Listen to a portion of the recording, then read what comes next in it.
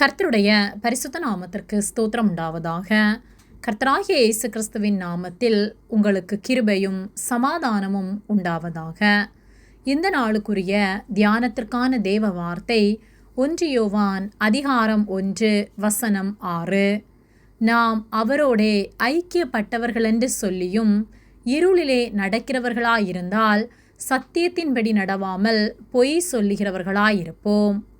பிரியமானவர்களே, கர்த்தருடைய பிள்ளைகளாகிய நாம் ஒளியிலே நடக்கிறவர்களாய் கர்த்தராகிய இயேசு கிறிஸ்துவின் அடிச்சுவடுகளை பின்பற்றி நடக்கிறவர்களாய் இருக்க வேண்டும். 1 யோவான் 1:6 நாம் அவரோடே ஐக்கியப்பட்டவர்களென்று சொல்லியும் இருளிலே நடக்கிறவர்களாயிருந்தால் சத்தியத்தின்படி நடவாமல் பொய் சொல்லுகிறவர்களாயிருப்போம் என்று சொல்லப்பட்டுள்ளது. கர்த்தர் ஒளியாயிருக்கிறார். அவரிடத்தில் எவ்வளவேனும் இருளில்லை.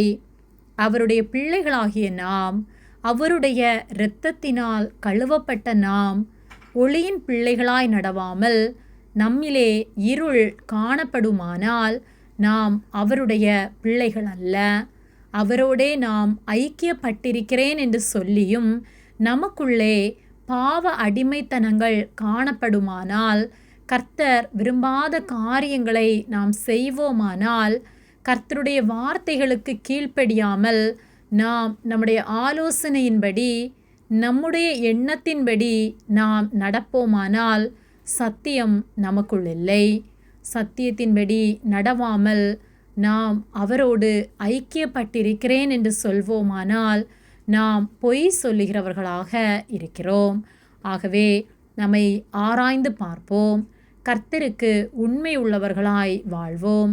அவரிடத்தில் எவ்வளவேனும் இருள் இல்லாதது போல நம்மிடத்திலும் இருள் இல்லாதபடிக்கு நம்மை காத்து கொள்வோம்.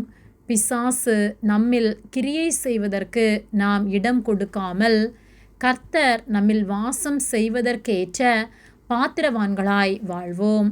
எல்லா காவலோடும் உன் இருதயத்தை காத்துக்கொள், அதனிடத்தினின்று ஜீவ ஊற்று புறப்படும் என்று வேத வார்த்தை சொல்லுகிறது. ஜீவ ஊற்று புறப்படுகிறதற்கு ஏற்றபடி நம்முடைய இருதயத்தை சுத்தமாய் காத்துக்கொள்வோம். இருதயத்தில் சுத்தமுள்ளவர்கள் பாக்கியவான்கள் என்று வேத வார்த்தை சொல்லுகிறதல்லவா? ஆகவே நாம் பாக்கியவான்களாய் சுத்த இருதயத்தோடு கர்த்தருடைய வார்த்தைகளுக்கு கீழ்ப்படிந்து இருளின் அதிகாரம் நமக்குள் ஆளுகை செய்யாதபடிக்கு கர்த்தருக்கு இடம் கொடுத்து வெளிச்சத்தின் பிள்ளைகளாய் ஒளியை தரித்து வாழ்வோம். கர்த்தர் நம் ஒவ்வொருவரையும் ஆசீர்வதிப்பாராக. ஆமேன். ஜெபம். எங்களை அதிகமாக நேசித்து வழிநடத்தி வருகிற எங்கள் அன்பின் பரிசுத்த பிதாவே, இந்த நாளையும் நாங்கள் காணும்படியாக நீர் எங்களுக்கு ஜீவனை தந்த உம்முடைய அன்பிற்காக நாங்கள் நன்றி செலுத்துகின்றோம். நாங்கள் தியானித்த வார்த்தையின்படியே நாங்கள் உமக்கு உண்மை உள்ளவர்களாய் இருளின் அதிகாரம் எங்களில் இல்லாதபடிக்கு வெளிச்சத்தின் பிள்ளைகளாய் நடக்க எங்களுக்கு உதவி செய்யும்படியாய் ஜெபிக்கின்றோம். எங்களை தாழ்த்தி ஒப்பு கொடுக்கின்றோம். இயேசுவின் நாமத்தில் ஜெபிக்கின்றோம் பிதாவே. ஆமேன். கர்த்தர் உங்களை ஆசீர்வதிப்பாராக.